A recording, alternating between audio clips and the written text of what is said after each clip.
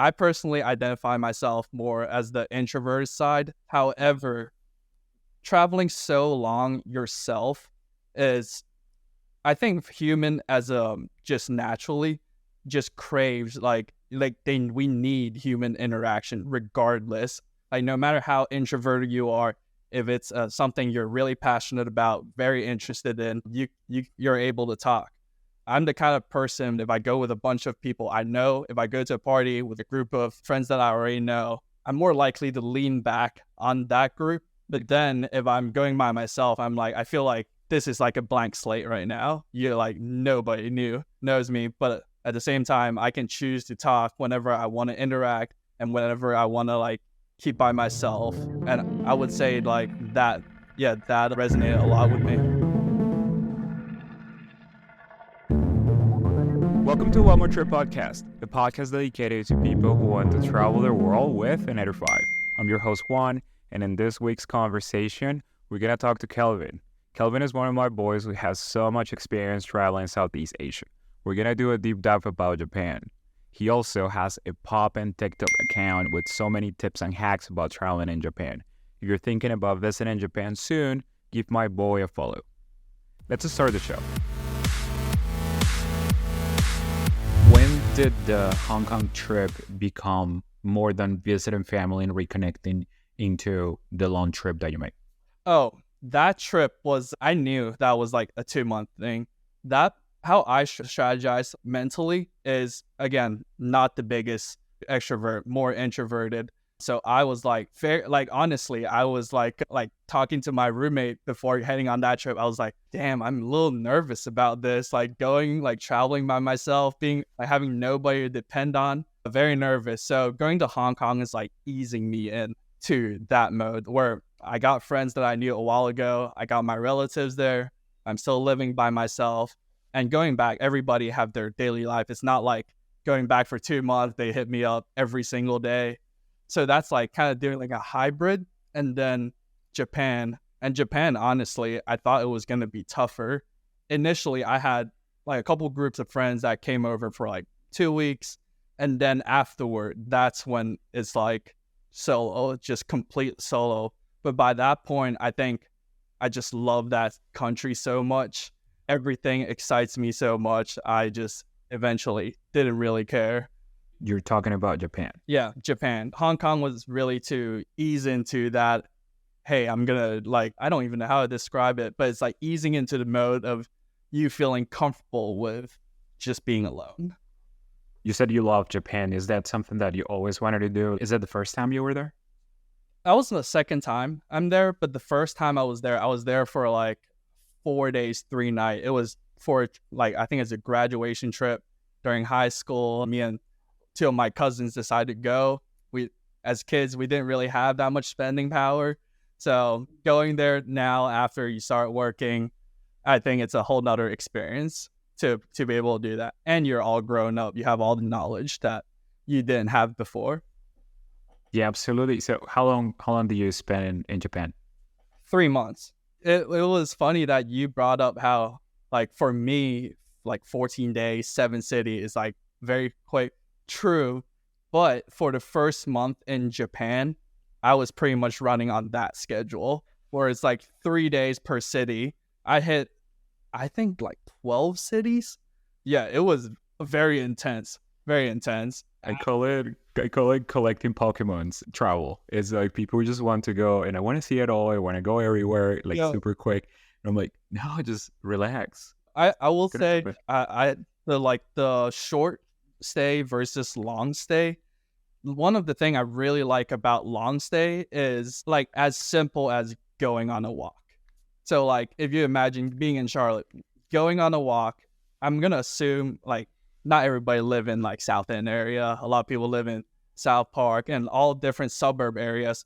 And if you go on a walk, it's the same neighborhood. You see the same house, everything. But if you're in Japan, if you're like in Tokyo or Osaka, going on a walk is like for an hour is like completely different every single night. And that was like one of my favorite pastime when I like don't feel like I have to go talk to someone. I mean, most of those like strolls ended up me talking to like a ramen. I always end up in a ramen stall, but usually talking to the chef. But yeah, I would say that's one of my favorite thing about traveling, like doing the long stay versus the short stay. Travel slow, travel easy. Let me just kind of put on a time frame, and it's just my brain works that way. So you landed in Tokyo. How long did you spend just in Tokyo? In Tokyo, I did around 3 weeks collectively. Actually, four, because I kind of stayed in Tokyo for longer when I was doing the shorter, like longer stay. I mean, and in the beginning I was doing the shorter stay. So I think like honestly a month in Tokyo alone. I'm going there next year in April. I was telling you about it. Which what I'm going through your TikTok, which is by the way really great content, as educational as for someone that is leading up to the trip. I am reading it, taking a screenshot, saving it, and kind of reviewing it. And I can tell there's a lot of things I didn't know. What would you say from your experience and from most tourists? What's one big miss, or what's something that people that make a mistake constantly? Yes, one of the main thing, and this is from personal experience, I almost got in trouble for this, but make sure you're like they're very timely over in Japan. Like if the train says it's coming on 12:33, it's coming here at 12:33, not a minute earlier, not even half a minute earlier. It's like if you can go on your phone, literally go to like the seconds and it will be on time. And this is especially if you're going to take the bullet train. You're going to feel like you have a lot of time. It's just hopping on the train, but I'm telling you, there are going to be a lot of people boarding in Tokyo to go somewhere. So it's still going to be like stopping for like 3 minutes, no more than that. And then it will just immediately go after that. I say this because I missed the train, and this train was like once every 6 hours kind of train. It's going to like a more rural area of Japan. I was able to like figure something out and take a different route, a little bit longer. But yeah, don't be late for trains. Like everything is very timely there. That's gonna be hard for me, and I want to think. I'm so glad you brought this up. I'm usually late. Well, Thanks. in Tokyo, 5 minutes early. I'm telling you, it's worth it. That's great tip. And you mentioned you went for walks and you always got into a really awesome ramen spot. How hard is or how easy is to find good food in Tokyo? Oh my gosh. So what I like to tell all my friends, proportionally, percent-wise, percent of Michelin star restaurants in Tokyo is higher than any places in the like in the world, because it is in their culture. It's like they strive for like excellence and discipline. Even being like a server, it's like they try to give you like the top-notch service. It's almost like against their principle for providing anything less. So like I think a lot of people have brought this up on just social media about tipping, where it's almost an insult if you tip them, because if you think about it, you're pretty much telling them, hey, they want more money for providing like excellent service. But actually, when ingrained, they're actually saying like, we provide it no matter what. We take pride in this. So as simple, it could be McDonald's, or 7-Eleven, where people are just like always trying to help, super nice. And even with the language barrier, I thought the language barrier was going to be an issue, but everybody's super nice. And I would say, don't be scared about going to a restaurant where they only have Japanese there. Also, don't attempt to use Google Translate. It does not work. It doesn't work. But you can just go ask, and there's a phrase for it. It's pretty much, it means like what do you recommend? And I did that a lot. Usually it's delicious. It's actually, speaking of standard of food, it's actually really funny, because you know how Japan is an island? They really pride themselves like with being very sustainable. So they grow everything like in-house and all that, but also they pride themselves in quality, going back to the like kind of principle I was telling you about. But it's like, it's almost like different state, but in every single state, you can only, like in Hokkaido, the Hokkaido milk or dairy product, you can only get it there. Or in like the southern part, like you can only get this kind of like staple, like ingredient here. So it's like they each pride their quality very high. Like I think you have you seen those melons that are or fruits that are like $200? Yes. Pretty much like that, because they like every single region tried to like pride themselves something to be like over the top crazy good. Actually, one of the really enjoying, like one of the experience I really enjoyed was cooking at an Airbnb, going to the grocery store and cooking in my Airbnb, because I was like, damn, this is $10. Usually it's like $40 for this quality. I don't even know, did they have like non-organic food, honestly, for how fresh all their food is. Yeah, I believe it. It's such a pride, and this is just a perception from a person that has never experienced. So maybe you can confirm they take a ton of pride on everything they do. So even work, you said 7-Eleven, they will, it's my job, and they're really proud of that. Yeah. Growing food, same. It's a sense of pride everywhere you look at, and it's just amazing to experience because it's not always the case. Yeah, for sure. I mean, it's like so different from the Western world culture, where, I mean, even being in America, as simple as tipping versus not tipping. Right. That was Right, kind of right. like a huge culture shock, really. Yeah. So you're in Tokyo short term, I believe you said at the beginning. You came back and stay longer. Where did you go from Tokyo? Where was next? From Tokyo, I went to Hakone, which is where it's like a hot spring town where they overlook Mount Fuji. And that was really cool. Even though it wasn't crazy clear, it was a really, really cool vibe to be in. And then from there, I went to Osaka. Then, like, around Osaka, I went to Kyoto, and then another one called Arima. Arima is a very famous hot spring town.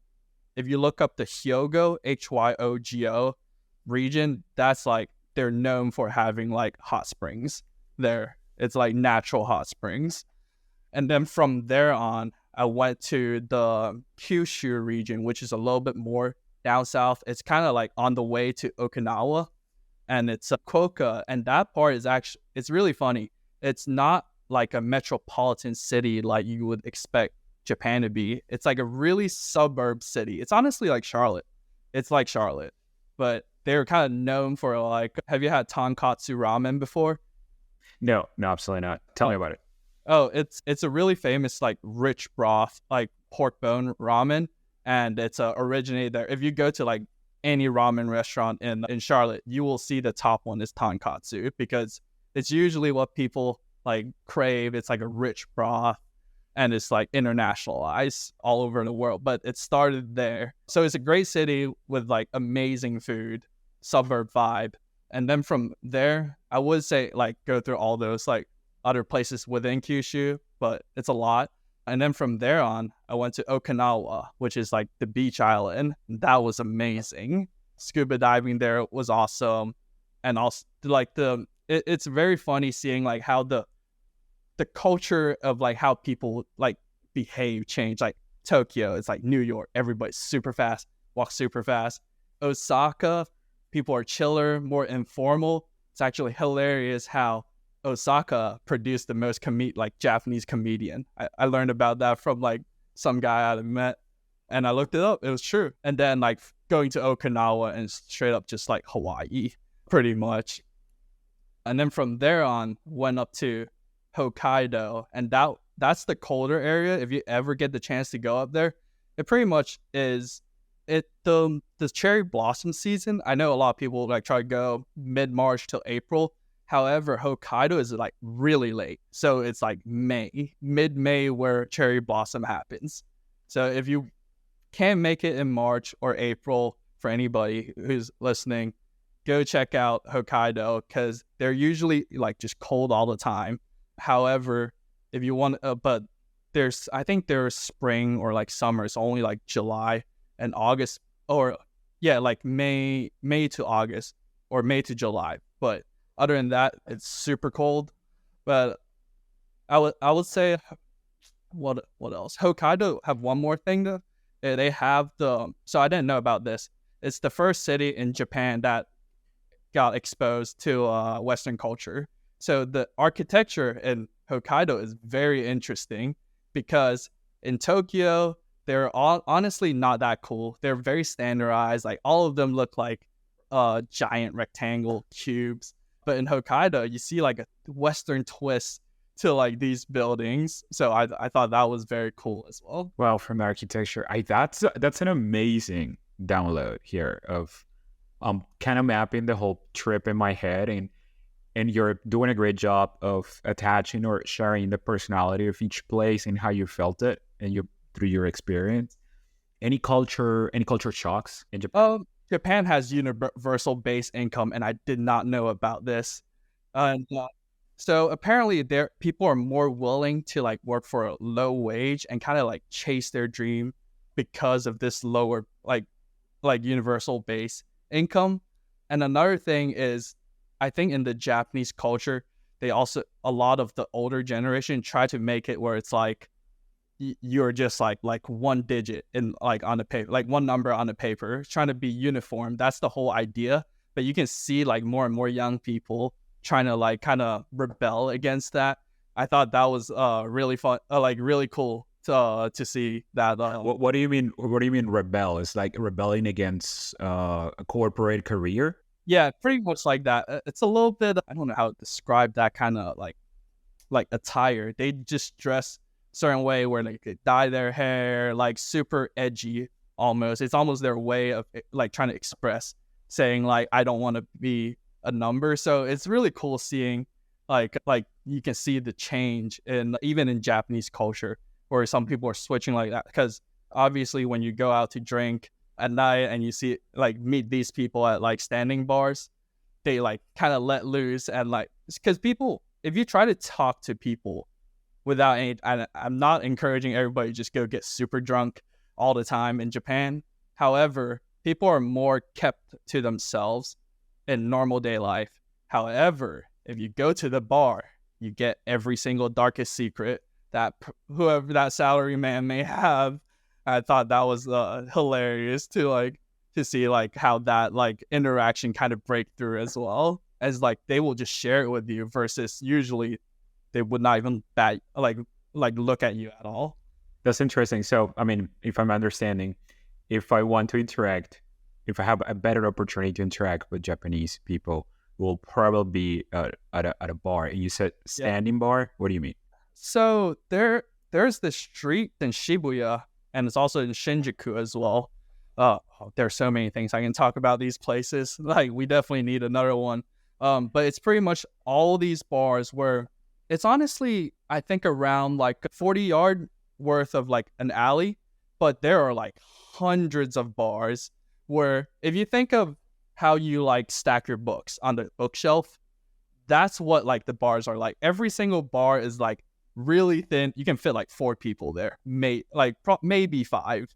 And people would just like, it's just all the bar owners are actually the bartenders, which is also one part that was really cool, where it's like they take up that upon themselves. They won't let anybody else to like bartend for them or anything. But it's like this really cool alley where like you can hop out and then go to the next one, go chat it up, and then hop to the next one. But it's all only like a bar with like there's no seat. It's only enough space for like 4 people. That's amazing. I love experiencing culture through nightlife.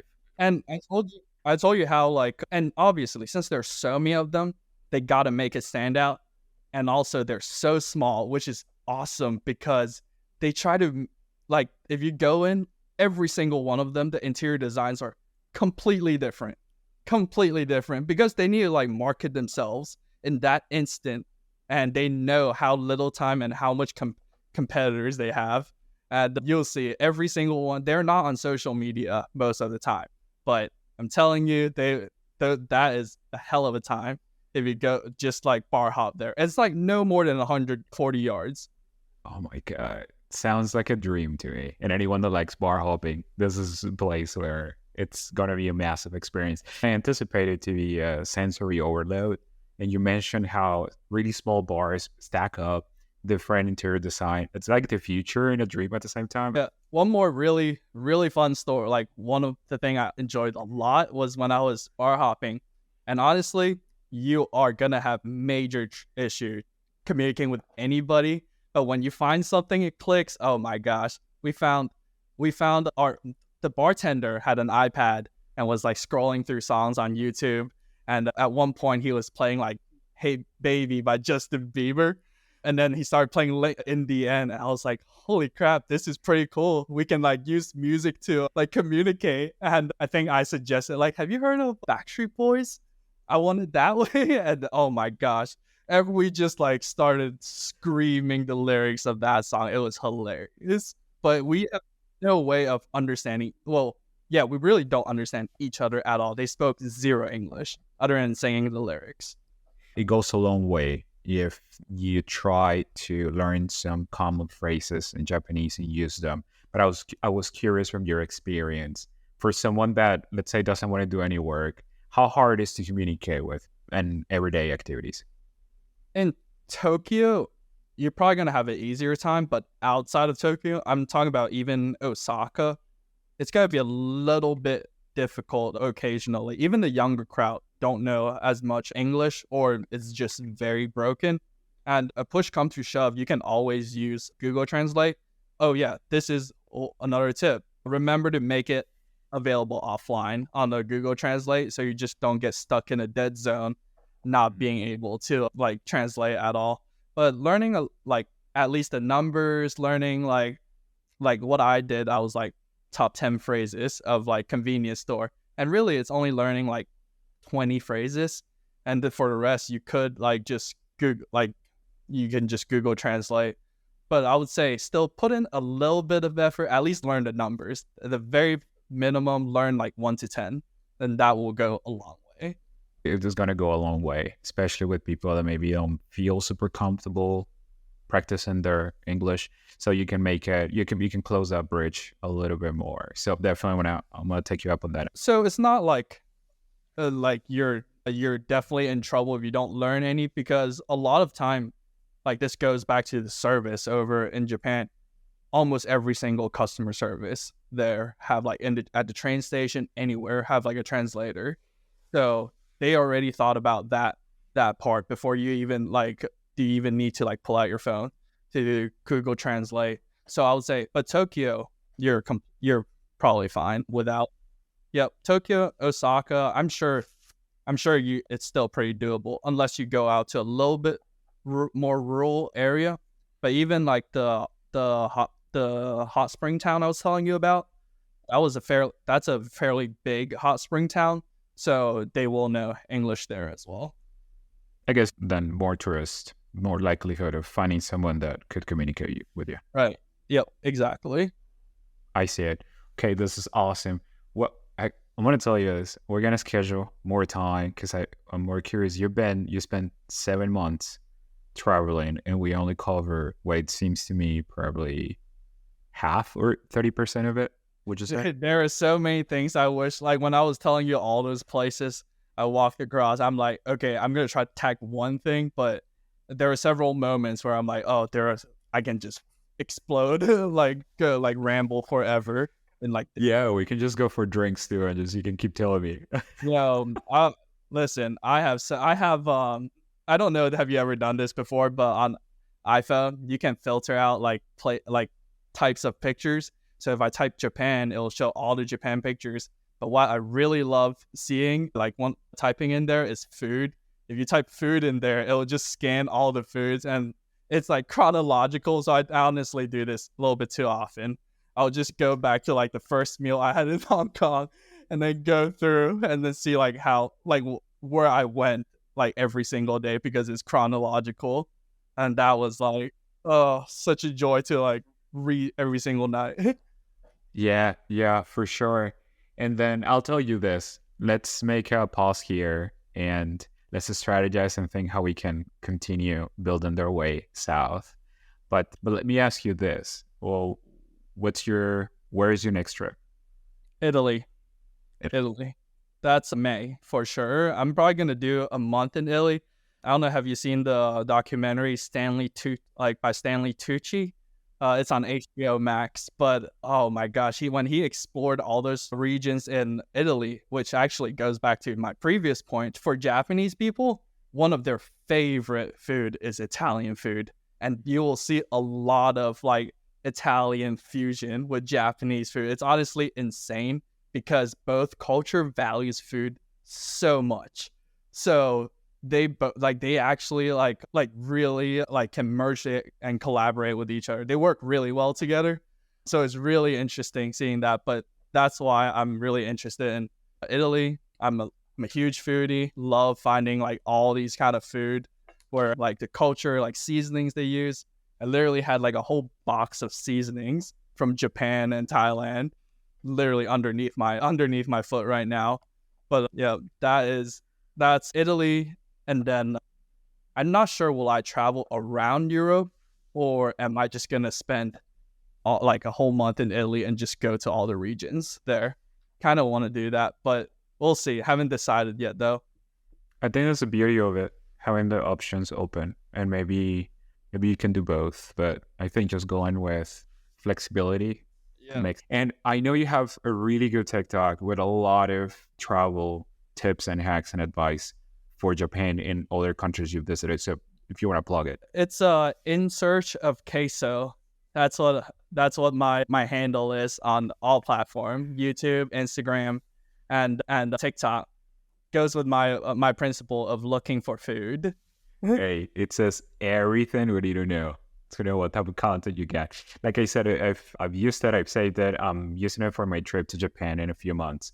It's very informational. So if you're listening or watching this, take a look, give it a follow, because it's really stuff that is more detail, but you really focus on giving people advice that is really important. It's not just the classic 10 things you want to do when, no. This is like a stuff that I was reading. I'm like, no, I need to save this because this is going to avoid a ton of wasted time or money or just bad experience. So you're doing a great job. Awesome. I appreciate it, man. I always love to connect with a fellow traveler, a person who loves to travel as much as me. So yeah, because not everyone wants to listen to all the stuff that we do. So we gotta talk to each other. Yeah, exactly. Nobody wants to hear me rant. None of my friends want to hear me ramble to them about Japan. Hey, I'm in. Sign me up. So yeah, let's connect. Let's get a couple drinks and let's figure it out. Sounds good, Juan. A special thanks to Shane Ivers for playing the music. You can find more music by Shane at silvermansound.com. Pulsar 2017 by Shane Ivers is licensed under CC BY 4.0.